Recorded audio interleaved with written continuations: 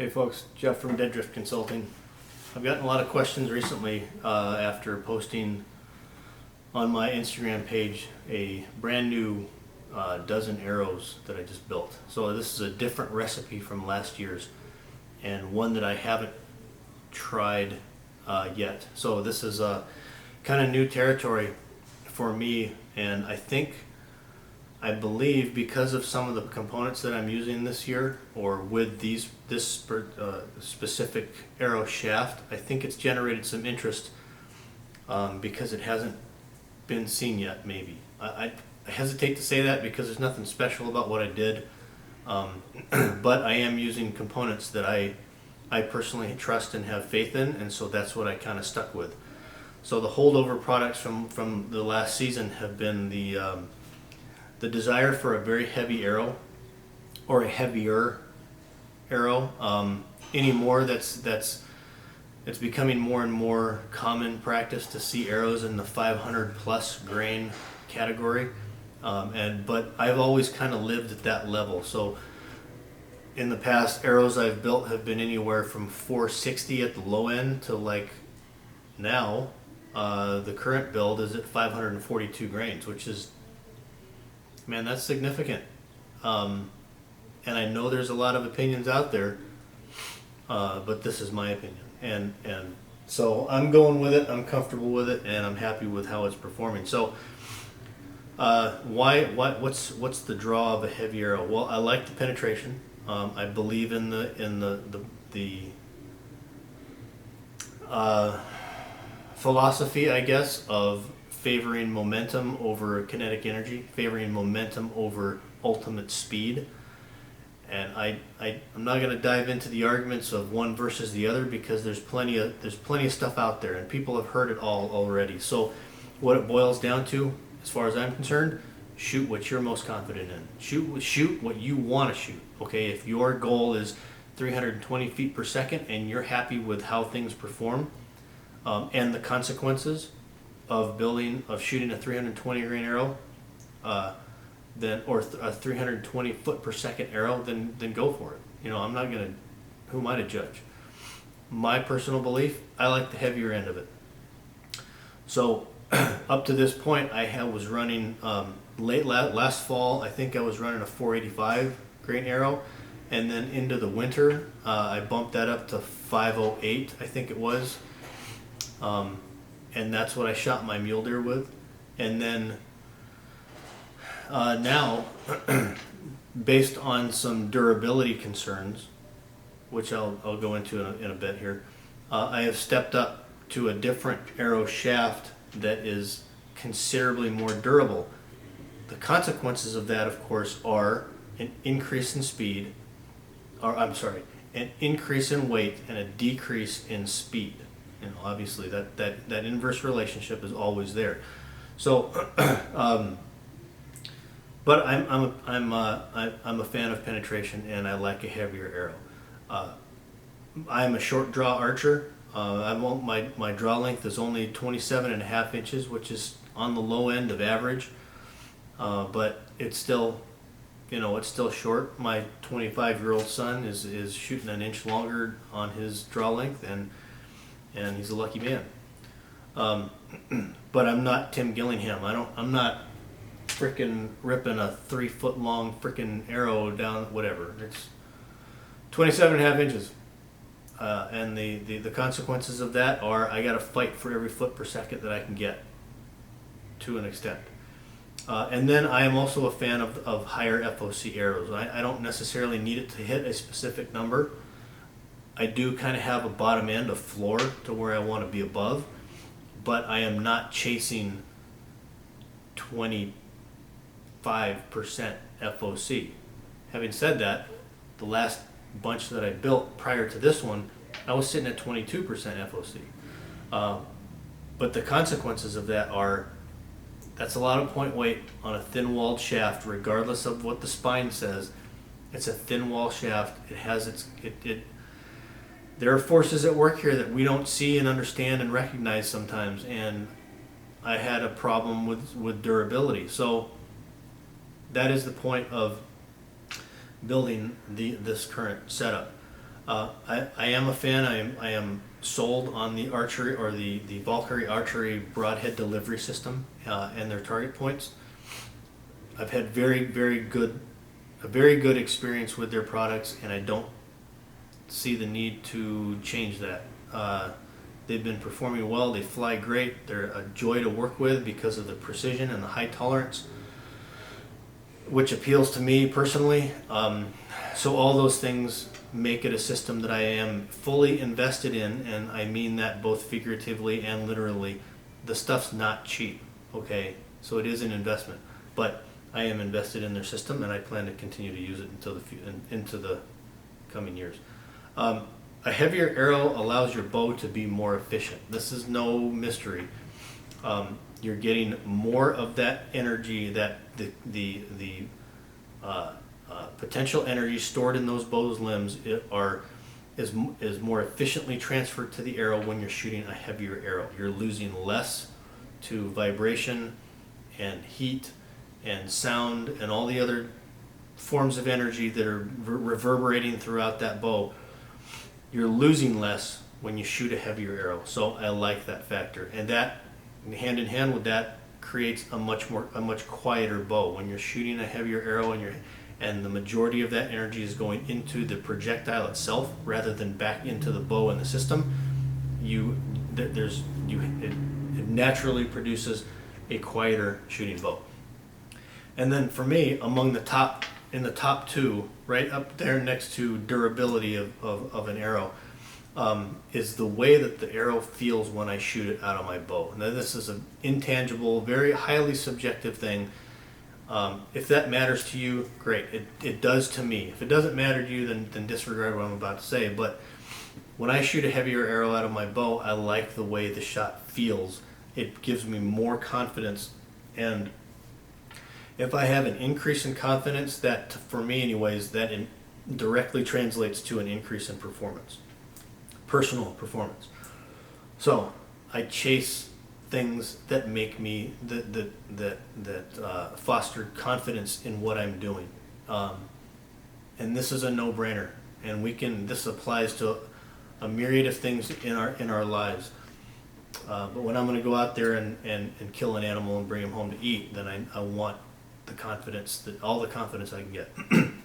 So moving on, what components am I using with this? Well, the components this year, the biggest change this year is the arrow shaft itself, and what I have decided to give a try is the Day 6 HD shafts. Now this is a 300 spine shaft from Day 6 Gear. It is a very thick walled shaft, and it does retain admittance into the micro diameter category, but just barely. And I think that's arguable, and rightly so, because when I mic this shaft in millimeters, everyone's talking about the 4mm FMJs and the whatever. Well, these things, a 300 spine shaft mics out to 6.3 millimeters. So I get just over 6 millimeters on a micro diameter shaft. Now that's considerably larger, 50% larger than a 4mm shaft. That is a true micro diameter shaft. Whatever. It still retains the same 1/66 thousandths inside diameter of the shaft, which is what all the micro diameters are, and that is also another reason why it gains admittance into the micro diameter shaft category, is the inside diameter. But the outside diameter on this one, 6.3 millimeters, or in inches, 253 thousandths is the outside diameter. So the Day 6 shafts is what I'm using. 11.2 grains per inch, by the way. Pretty heavy shaft. Day 6 300 spine shafts. The vanes I'm using, I am really a big fan of, hope you can see that. Wait a second. Flex products. I've been using their vanes for years. I really like the durability and the flexibility and the return to shape.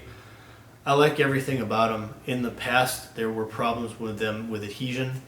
They were failing to stick to shafts and whatever else, and there were a number of different workarounds in order to accommodate that. But if you're paying you know, $13 to $15 for 39 of them, they ought to freaking stick right out of the package. Well, they seem to have fixed that problem.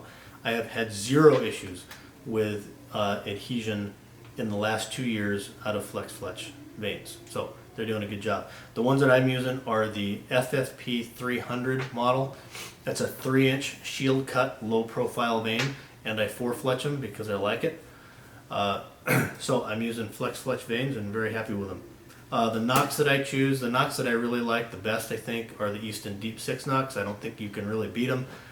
They fit great in a 166 shaft or a 167 shaft. They're a tight fit in a 165, so if you're shooting something that says the inside diameter of your shaft is 165 thousandths, they're going to be a little bit of a snug fit, so be prepared for that. And there are consequences to that. If you're shooting a thin-walled, lightweight shaft and you're forcing a slightly oversized knock to the tune of maybe 1 or 2 thousandths, you're sticking a larger knock in there inside that shaft. It's putting some stress right on that little end. And that was one of the key discoveries that I had that helped make the decision to go to something like a Day 6 heavy walled shaft. All right, Deep 6, Easton Deep 6 knocks. One stringer wraps. So I am also a fan of arrow wraps, and this is a recent thing because I used to not really pay much attention to them, but One Stringer builds some extremely lightweight, super thin, and highly stylish arrow wraps out there. And for me, the only reason, there's 2 reasons I run an arrow wrap now. The first is visibility. I want to be able to see that arrow faster, and this allows me to do that. And then it does increase the adhesion of any vane to an arrow as opposed to gluing it directly to the shaft.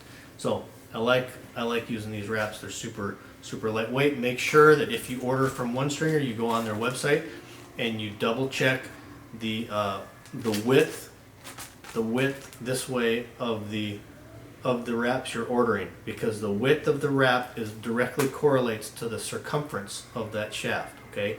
If you buy them too small, you're gonna have a gap. You buy them too big, they're gonna overlap, and then you're gonna have something ugly that you don't want there. So there's a chart on their website. Look up the outside diameter of your shaft. It'll reference whatever the width it needs to be. Okay, and then last but not least, the Valkyrie Archery system, point system, which I am a big fan of. So this is the center pin sleeve. Okay, this is an aluminum one. The aluminum ones are black. The stainless steel ones are silver. This is the center pin sleeve. These are the target points, weight matched with the center pin down there. Weight matched to, gotta be careful here. I'm gonna hold it from here. Weight matched to the broadhead itself. So there's the broadhead. This is a 200 grain Jagger broadhead. It's a big guy.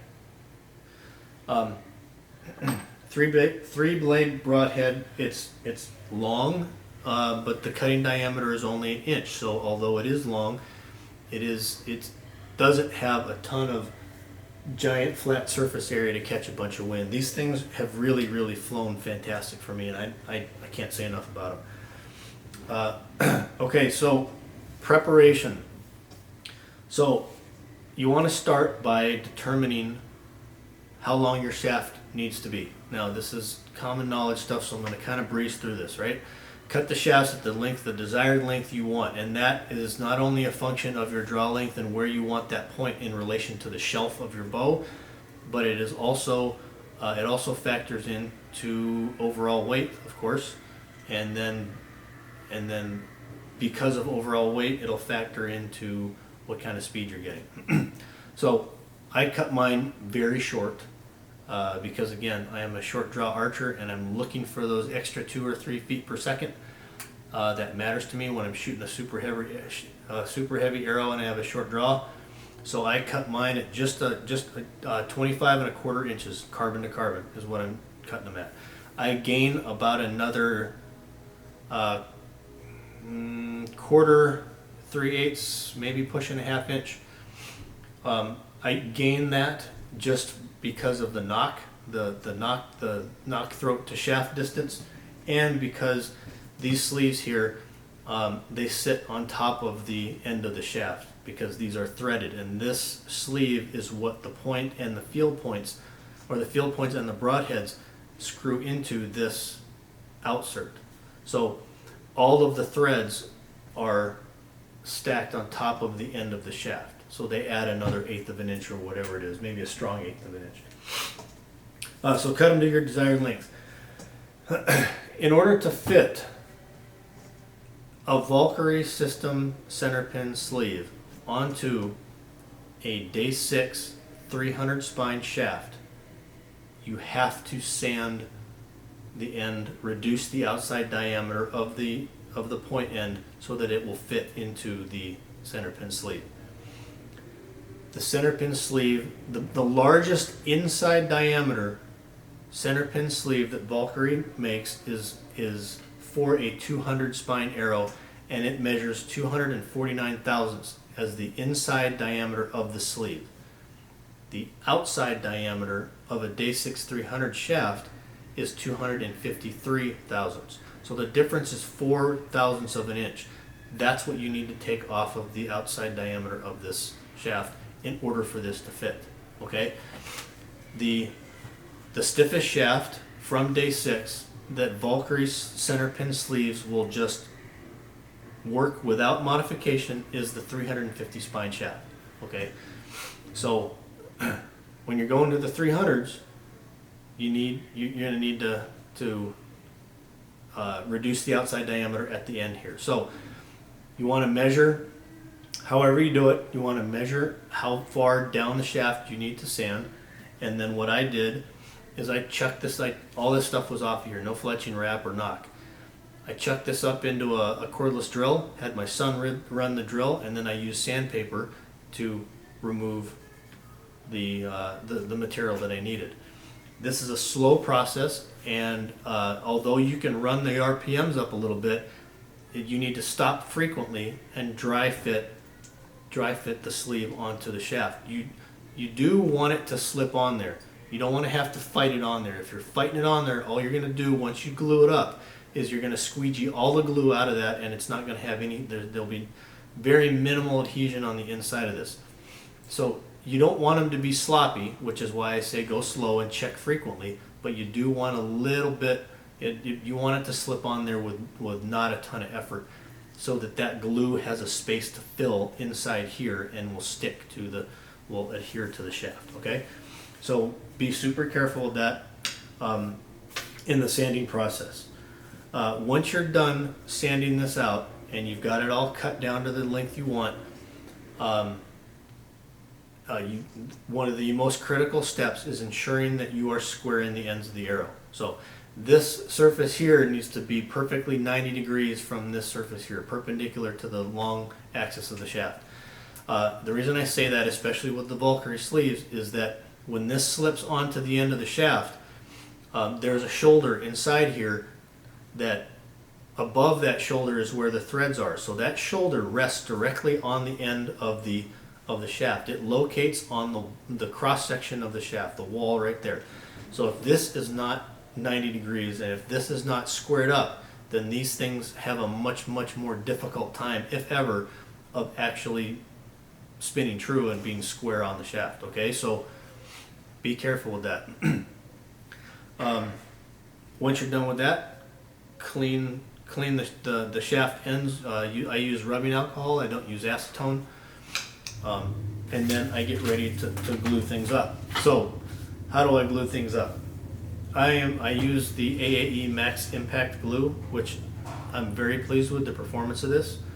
It's very runny. It's like water, but there's I think it's like some kind of ground up rubber or something like that, whatever, which gives it some of that impact resistance because there's some flexibility to the glue as opposed to it being very hard and brittle. So I will use that glue, and what I like to do, because I've had these things, these are outserts, right? They fit on the outside of the shaft.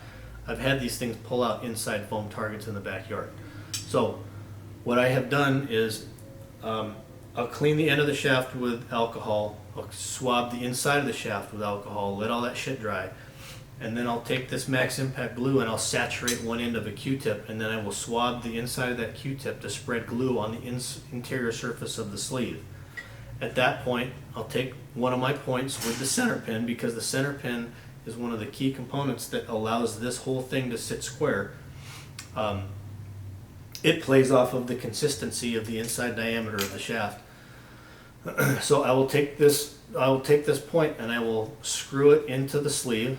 So this is exactly how it's going to fit on there. Remember, there's glue on the inside of this sleeve, right? And then I'll take my glue again and I'll put a very thin bead right around the edge of the end of the shaft right there, okay? Once I do that, I'll insert the center pin into the shaft, and as I'm pressing it downward, I'm turning the sleeve. So this is a slow process. Don't just jam it on there, because you're just going to push all the glue around. Spin it on there slowly with some even pressure. This stuff it sets quickly, but it doesn't, I mean, it sets fast, but it doesn't set too quick. So you have the time to do this. Screw it on there like this and kind of spin it as you're pressing down until it bottoms out. Once it bottoms out, grab your arrow spinner. It's going to look like that. Get this to focus. It's going to look like that when you're done. Once you're done with that and the glue is, you just glued it up, right? It hasn't set and it's not solid yet. Throw this thing on a spinner and spin that shaft. If it's not spinning true, you have time to twist this outsert until it does spin true. If you cannot get it to spin true, pull it off before that glue sets and start over, okay? Once it's glued on there, yes, you can get them off, but it's a hassle that you don't necessarily need to go through. So pull it off and then kind of start over with the whole process. But once you're done with that, spin it up, set these arrows up, excuse me, somewhere where they're sitting with the point end up, and then let them dry overnight. Okay, the stuff will be dry faster than that, but it's a very good rule of thumb, a good practice to allow these things to dry overnight, so you're not pulling stuff off inside your expensive $160 Reinhardt target. Okay, that's about it, right? That's the process of me putting that together. It's not horribly difficult and it's not super complicated. The worst part of the whole thing is the sanding. Okay, again, it's difficult to get consistent pressure across all of the surface areas so that what you're reducing off that outside diameter is consistent from one end from the very end of the shaft down to the limits of where your sandpaper is. So I'm in the process of trying to come up with a precision tool in order to do that, to make this kind of thing possible and to do it with higher accuracy. We'll see where that goes. But the last thing I want to point out, I guess, here is because of the inconsistency of the sanding. So because it's very difficult to regulate how far down the shaft I am sanding using the sandpaper, sometimes it goes a little bit too deep, a little bit too far, right? And the sleeve ends before, there's still a little bit of material taken off at the bottom end of this outsert. So what I've done is I've mixed up some 2-part epoxy, like the stuff that comes with like the hidden insert system from Easton, or the epoxy that will come with your Day 6 arrows if you decide to buy these. Mix that up, grab a toothpick, put a thin bead around the bottom of this outsert right here, and then smooth it out. I use a business card and just put it on my arrow spinner. I use a business card and I'll just kind of scrape the excess off, and it fills that gap. It adheres to the carbon. It gets rid of that edge right there, that the separation point between the outsert and the shaft, which means it's not going to hang up as much, or it won't hang up on the interior of bag targets. We've all experienced that. But it helps to smooth that transition, and it allows it to it fills that that imperfection in your sanding if you have it there. So that's what these arrows right here are doing right now. They're all drying up. I've run a bead of epoxy around the bottom there and smoothed it out, and they're going to be good to go by tomorrow. Okay, so things to look for. I've kind of gone over these things already, but I'll just repeat them. I've just talked about the sanding difficulty in regulating pressure and depth. That's a kind of a tough one to figure out. Make sure that you dry fit all the components before you glue them up. Do this frequently while you're sanding, and don't go fast. Take it slow. This is a time to be cautious. Obviously, once you remove that material off the shaft, you can't put it back on, so it behooves you to take your time. There are glue channels that are built into into the interior of good grief. There are glue channels built into the interior of the outsert, so there is space built into the outsert in order to accommodate the glue. But again, dry fit it. You don't want it to be super snug on that shaft when you put it on without the glue. Glue's got to go somewhere. Square the ends up. Square those ends up on your arrow shafts. That is ultra important, and it's super easy to do, and it's a step that you have complete control over. So get it done. If you are putting these any kind of outsert onto a shaft that does not require reducing the outside diameter of the shaft, it fits the way it's supposed to, I would still advise taking some fine grit sandpaper and twisting the end of that shaft, just to rough up the surface and give the glue a little bit more surface area to grab onto. I think that's a good practice. And then lastly, do not use super glue on the point end of your arrows. Okay? Someone wants to argue this, that's fine. If this is what frickin' floats your boat, and you like the immediacy or the ability to glue them up and then shoot them right away, then by all means go ahead. What I will say though is that super glue works great, holds hard, but is notoriously brittle. So I prefer to use something on the impact end of my arrow that is not brittle. So that's why I use the Max Impact Glue from AAE. So if you're gluing this stuff up, be careful with what you're using. Make good choices when it comes to that, because you don't want things to break at the moment of truth, and when you're practicing, you don't need shit pulling off on the inside of your targets, and then having to tear apart the replaceable foam core of a Reinhardt Rhino block. Ask me how I know that. Okay, that pretty much covers everything. If you have any questions or any concerns, don't be afraid to leave a comment or a question down below here on the video. Deadriftconsulting.com is our website. Deadrift Consulting, Jeff at deadriftconsulting.com is my email address. I'm happy to answer questions via email if you have something a little longer. Don't forget to take a look at the Instagram page. It's deadriftconsulting_LLC on our Instagram account. And I appreciate you watching. Thanks for taking the time. And again, let me know what you think, and let me know what questions you might have. Thanks again. Happy hunting and good shooting.